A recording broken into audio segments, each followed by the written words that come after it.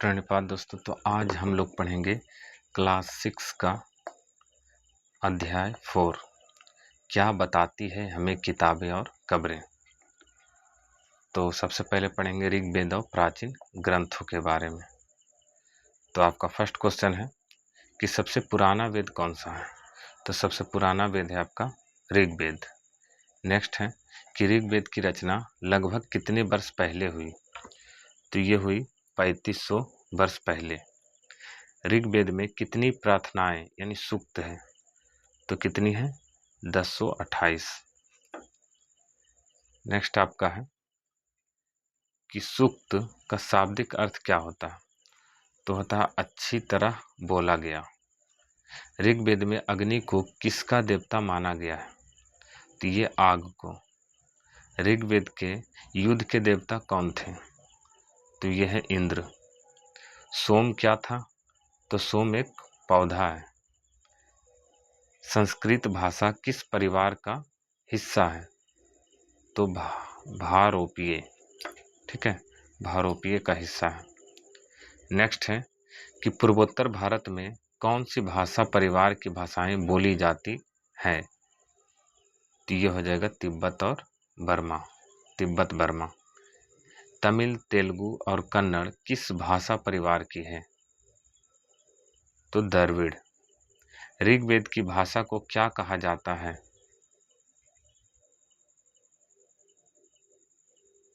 तो ऋग्वेद की भाषा को क्या कहा जाता है, वैदिक संस्कृत। नेक्स्ट है कि ऋग्वेद को पहली बार कब छापा गया था। तो 200 साल से भी कम पहले। नेक्स्ट आपका है 13 नंबर कि ऋग्वेद में किन दो नदियों के बीच संवाद का वर्णन है। तो ये है ब्यास और सतलज। ये एनसीईआरटी का पूरा लाइन बाय लाइन से क्वेश्चन को छाटा गया है। ठीक है, तो इसमें हम लोग टोटल 100 क्वेश्चन और 50 और यानी कि 150 क्वेश्चन हम इसमें टोटल कवर करेंगे, जो कि लाइन बाय लाइन से छाटा गया, जो कि सभी एग्ज़ाम के लिए काफ़ी हेल्पफुल होगा, क्योंकि सभी एग्ज़ाम में अभी एनसीईआरटी से ही क्वेश्चन पूछे जा रहे हैं। तो आपका नेक्स्ट क्वेश्चन है कि ऋग्वेद में गंगा और यमुना का नाम कितनी बार आया है। तो सिर्फ एक बार। ऋग्वेद में किन पशुओं की कीमती माना गया है। तो घोड़ा और गाय। रथों का प्रयोग मुख्य रूप से किस लिए किया जाता था। तो युद्ध के लिए। नेक्स्ट है आपका समाज और लोक के बारे में पढ़ेंगे। समाज में पूजा पाठ करने वाले लोग क्या कहलाते थे। तो ब्राह्मण। ऋग्वेद काल में राजा के पास क्या नहीं होता था। तो इसका हो जाएगा उपरोक्त सभी। महल, सेना और कर वसूलने का अधिकार नहीं होता था। नेक्स्ट है कि जनता या पूरे समुदाय के लिए किन दो शब्दों का प्रयोग होता था। तो जन और विष। विष शब्द से किस आधुनिक शब्द की उत्पत्ति हुई है। तो वैश्य से। नेक्स्ट है कि प्रार्थनाओं की रचना करने वाले लोग खुद को क्या कहते थे। आर्य। आर्यों के विरोधियों को क्या कहा जाता था। दस्यु। दास शब्द का बाद में क्या अर्थ हो गया। गुलाम। दासों के साथ कैसा व्यवहार किया जाता था। संपत्ति की तरह। अब हम नेक्स्ट पढ़ेंगे महापाषाण और कब्रों के बारे में। महापाषाण का क्या अर्थ है। बड़ा पत्थर। महापाषाण बनाने की प्रथा कब शुरू हुई। 3000 साल पहले। महापाषाण कब्रें कहाँ नहीं पाई गई। थार मरुस्थल में। कब्रों को चिन्हित करने के लिए पत्थरों का उपयोग क्यों किया जाता था। रास्ता पहचानने के लिए।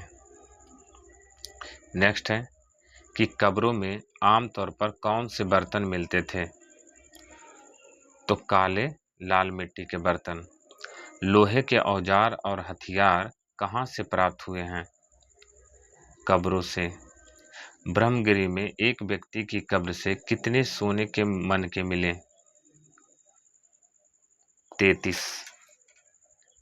नेक्स्ट है आपका कि कब्रों में वस्तुओं की भिन्नता क्या दर्शाती है? सामाजिक असमानता। नेक्स्ट है कि एक ही परिवार के लोगों को एक ही स्थान पर दफनाने के लिए किसका प्रयोग होता था? तो किसका प्रयोग होता था? पोर्ट होल का। अब इनाम गांव और चरक के बारे में पढ़ेंगे। इनाम गांव किस नदी की सहायक नदी घोड़ के किनारे स्थित है? तो ये नर्मदा नदी। नेक्स्ट है इनाम गांव में लोग कब रहते थे? 1 मिनट। 34 नंबर का हो जाएगा आपका। 34 में आपका है क्वेश्चन कि इनाम गांव किस नदी की सहायक नदी घोड़ के किनारे स्थित है? ये भीमा नदी हो जाएगा। नेक्स्ट है कि इनाम गांव में लोग कब रहते थे? तो 3600 से 2700 साल पहले। नेक्स्ट है आपका कि इनाम गांव में वयस्कों को प्रायः कैसे दफनाया जाता था? तो सीधा लिटाकर। नेक्स्ट है कि इनाम गांव में सबका सिर किस दिशा की ओर होता था? उत्तर की दिशा। नेक्स्ट है कि चरक संहिता नामक पुस्तक किसने लिखी? चरक। चरक के अनुसार शरीर में हड्डियों की संख्या कितनी थी? 360। चरक संहिता किस विषय से संबंधित है? चिकित्सा से। आप पढ़ेंगे अन्य महत्वपूर्ण तथ्यों के बारे में। 41 नंबर। चीन में लेखन कला के सबसे पुराने उदाहरण कहाँ मिले हैं? कागज पर। 1 मिनट। इसका हो जाएगा दीवारों पे। चीन में लेखन कला के सबसे पुराने उदाहरण कहाँ मिले हैं? दीवारों पे। 1 मिनट। तो आपका क्वेश्चन है चीन में लेखन कला के सबसे पुराने उदाहरण कहाँ मिले हैं? हड्डियों पर होगा इसका ऑप्शन नंबर बी। ठीक है। 41 का चीन के इन हड्डियों को क्या कहा जाता है? तो भविष्यवाणी करने वाली हड्डियां। चीन के राजा कहाँ रहते थे? तो ये भव्य महलों में।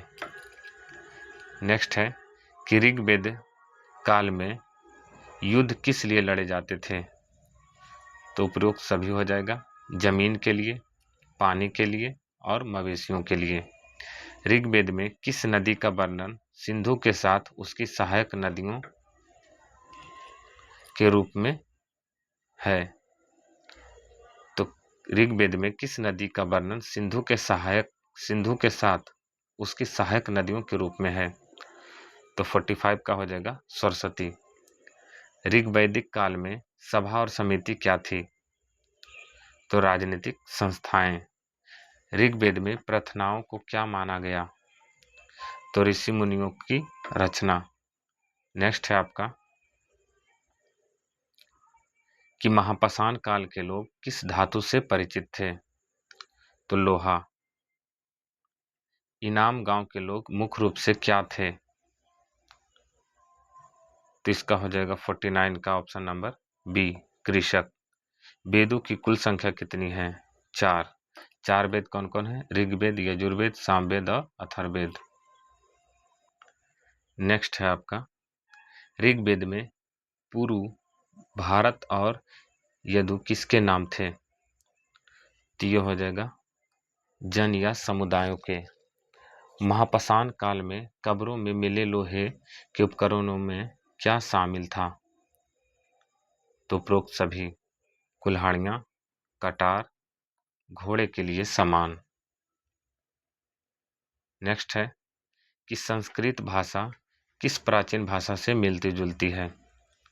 तो सभी, यानी अंग्रेजी, लैटिन और फारसी से। नेक्स्ट है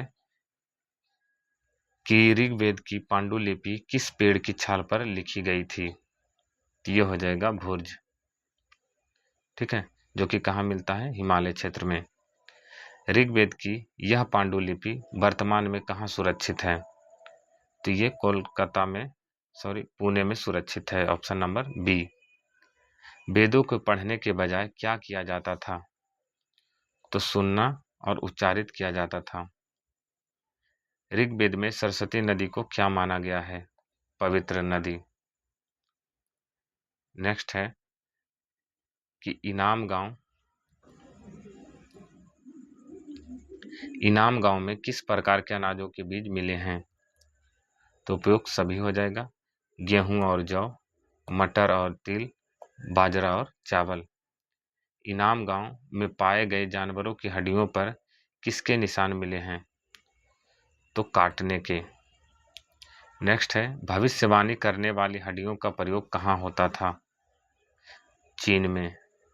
ऋग्वेद में इंद्र को क्या कहा गया है? पुरंदर, किलों को तोड़ने वाला। नेक्स्ट है आर्य लोग जिस स्थान पर रहते थे उसे क्या कहते थे? सप्त सिंधु। नेक्स्ट है कि ऋग्वेद में सूक्तों की रचना किसने की थी? तो उपयोग सभी ने, महिलाओं ने, पुरुषों ने, ऋषियों ने, सभी ने ऋग्वेद में सूक्तों की रचना की। संस्कृत के अलावा भारोपीय परिवार में कौन सी भाषा आती है? तो हो जाएगा उपयोग सभी, कश्मीरी, सिंधी, गुजराती। नेक्स्ट है महापाषाण युग के लोग मृतकों को दफनाते समय क्या विश्वास करते थे? अगला जीवन। नेक्स्ट है इनाम गांव के घरों में अनाज के गोदाम कहाँ मिले हैं? आंगन में। चरक ने हड्डियों की गिनती में किन चीजों को शामिल किया है? तो उपयोग सभी, दांत, जोड़, कार्टिलेज। ऋग्वेद में मवेशियों के लिए क्या की जाती थी? प्रार्थना। दस्यु लोग कौन सी भाषा बोलते थे? आर्यों से भिन्न भाषाएं। महापाषाण काल के पत्थरों को सजाने के लिए क्या किया जाता था? घेरे में रखा जाता था। इनाम गांव के लोग फलों में क्या खाते थे? तो इसका हो जाएगा ऑप्शन नंबर सी, ए और बी दोनों, यानी बेर, जामुन, खजूर, आंवला। ऋग्वेद के मंत्रों का पाठ करने वाले पुरोहित क्या कहलाते थे? होत्री।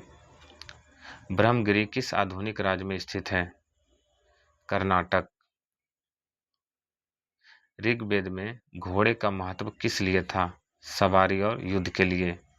वेदों के संकलनकर्ता किसे माना जाता है? वेद व्यास। प्राचीन काल में अश्वमेध क्या था? एक यज्ञ।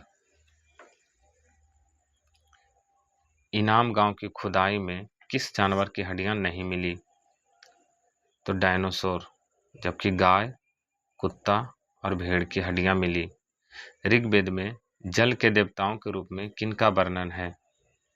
वरुण। महापाषाण संस्कृति की मुख्य विशेषता क्या थी?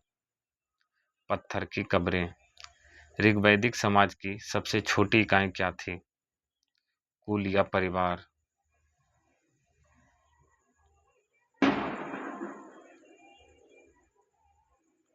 अथर्ववेद किससे संबंधित है? जादू, टोना और औषधि से। सामवेद का मुख्य विषय क्या है? मंत्र और संगीत। यजुर्वेद में मुख्य रूप से क्या वर्णित है? यज्ञ की विधियां। ऋग्वेद में सरस्वती को क्या कहा गया है? नदियों की माता। पितृसत्तात्मक समाज का क्या अर्थ है? पिता प्रधान।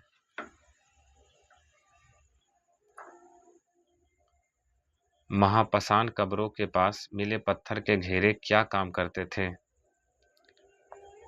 साइन पोस्ट यानी चिन्ह के रूप में। इनाम गांव के लोगों का मुख्य व्यवसाय क्या था? खेती और पशुपालन। ऋग्वेद में कितने मंडल हैं? 10 मंडल। ऋग्वेद का प्रसिद्ध गायत्री मंत्र किसे समर्पित है? तो इसका हो जाएगा ऑप्शन नंबर बी, सविता यानी सूर्य को। वैदिक काल में निष्क क्या था?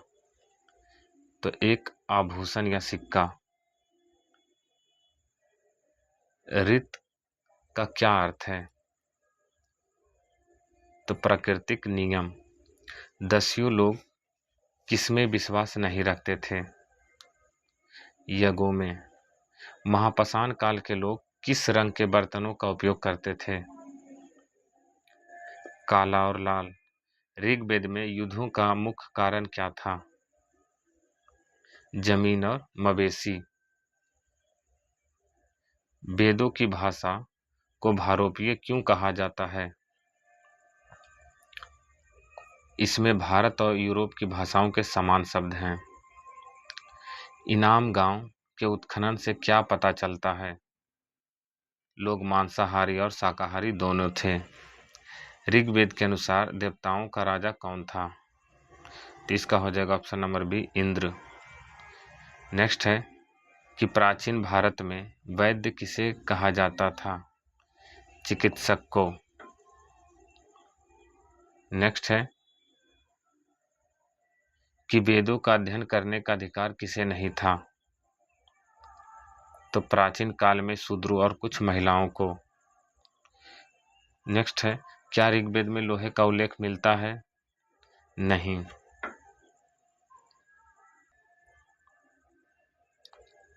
ऋग्वेद की रचना किस क्षेत्र में हुई थी? तो ऋग्वेद की रचना किस क्षेत्र में हुई है? तो इसका हो जाएगा ऑप्शन नंबर बी, उत्तर पश्चिम। ऋग्वेद में विषाम शब्द का प्रयोग किसके लिए हुआ है? तो आम लोगों के लिए। वेदों में कुल कितनी नदियों का उल्लेख मिलता है? 21 नदियों का। ऋग्वेद में दस्यु किसे कहा गया है? जो यज्ञ नहीं करते थे। नेक्स्ट है कि ऋग्वेद में प्रयुक्त पूर शब्द का क्या अर्थ है? किला। ऋग्वैदिक काल में सबसे महत्वपूर्ण पशु कौन सा था? गाय। ऋषि शब्द का क्या अर्थ है? मंत्रों के रचयिता। ऋग्वेद में पिता शब्द का उल्लेख कितनी बार हुआ है? 335 बार। भारोपीय भाषा परिवार में कौन सी यूरोपीय भाषा शामिल है? ये सभी, यानी जर्मन, फ्रांसीसी और अंग्रेजी। ऋग्वैदिक काल में राजा को सलाह देने वाली संस्था क्या थी? उपयुक्त सभी, सभा, समिति और विद, ये तीनों थी। अब पढ़ेंगे महापाषाण काल की सूक्ष्म जानकारी। शिष्ट शब्द का प्रयोग किसके लिए होता था? ताबूत की तरह की कब्र के लिए। महापाषाण कब्रों से किस जानवर के कंकाल सबसे अधिक मिले हैं? घोड़ा। इनाम गांव में खुदाई का कार्य किसने किया था? एच.डी. सांकलिया। इनाम गांव के लोग मवेशियों के अलावा और क्या पालते थे? तो उपयुक्त सभी, यानी भेड़, बकरी, सुअर और कुत्ता। नेक्स्ट है आपका, महापाषाण काल में लोहे का उपयोग किस लिए नहीं होता था? सिक्के बनाने के लिए। ब्रह्मगिरी की कब्रों में मनकों के साथ क्या मिला? तो उपयोग सभी हो जाएगा, यानी शंख, तांबे की चूड़ियां, पत्थर के मनके भी मिले हैं। कब्रों में मिलने वाला सामान मृतक के बारे में क्या बताता है? कि उसकी सामाजिक स्थिति बताता है। पोर्ट होल का आकार कैसा होता था? तो पोर्ट होल का आकार गोलाकार होता था। नेक्स्ट है आपका कि इनाम गांव में मिट्टी के घड़े में दफनाया गया व्यक्ति संभवतः कौन था? एक प्रभावशाली व्यक्ति। महापाषाण परंपराएं भारत के किस भाग में प्रचलित नहीं थी? तो ये मध्य भारत के घने जंगल में। अब हम पढ़ेंगे सामाजिक संरचना और व्यवसाय के बारे में। ऋग्वेद में किस व्यवसाय का उल्लेख मिलता है? तो उपयोग सभी हो जाएगा, रथकार, बुनकर और कुम्हार। ठीक है, सभी का। नेक्स्ट है कि वशिष्ठ और विश्वामित्र कौन थे? तो ऋषि थे। ऋग्वैदिक काल में अघन्य यानी ना मारने योग्य किसे कहा गया है? तो गाय को। इनाम गांव के लोग अनाज को कहाँ सुरक्षित रखते थे? तो मिट्टी के बड़े गड्ढे में। चरक संहिता में चिकित्सा के अलावा और किसका वर्णन है? शरीर रचना का। ऋग्वैदिक काल में ग्राम के प्रमुख को क्या कहते थे? ग्रामिणी। नेक्स्ट है कि सूक्त किस भाषा में रचे गए थे? तो कौन से भाषा में? प्राक संस्कृत में। महापाषाण काल में खेती के लिए किसका प्रयोग शुरू हो गया था? तो लोहे के हल का। ऋग्वेद में सोम को क्या माना गया है? एक वनस्पति देवता। दस्यु लोग कौन थे? अलग संस्कृति वाले लोग। अब हम पढ़ेंगे विविध और तर्क आधारित प्रश्न। ऋग्वेद की छपाई का काम मुख्य रूप से कहाँ हुआ? तो भारत में। भारोपीय परिवार में शामिल भारतीय भाषा कौन सी है? उपयुक्त सभी। असमिया, गुजराती, कश्मीरी, तीनों भाषाएं। नेक्स्ट है इनाम गांव में मिले बर्तन किस रंग के थे?